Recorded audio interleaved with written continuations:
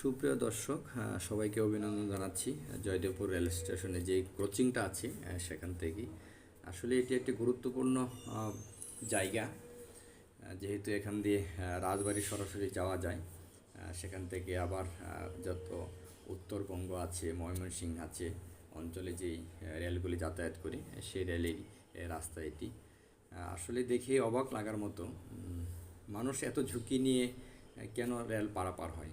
আপনারা দেখতেই পাচ্ছেন আমার সম্মুখে যেই ট্রেনটি আসছে, খুব দ্রুতগামী একটি ট্রেন। সেটাও সামনে দিয়ে মানুষ দৌড়াচ্ছে। আসলে এটাকে মানুষ কোনো ধরনের নিয়ম নীতি, কোনো ধরনের ভয়, সব কিছু মানুষ আসলেই ছাড়িয়ে গেছে। আসলে আমরা কিছুই চিন্তা করি না পরবর্তী সময় আমাদের কি হবে। আমরা কি একটু পারি না এখানে একটু অপেক্ষা করার জন্য, কিছুক্ষণের জন্য হলেও?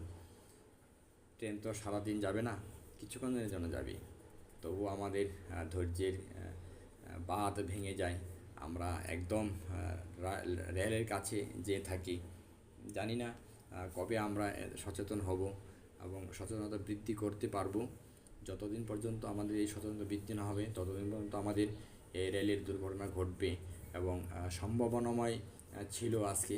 আমি একটি ঘটনা দেখেছি, সেই জন্য আপনাদের সাথে তুলে ধরলাম।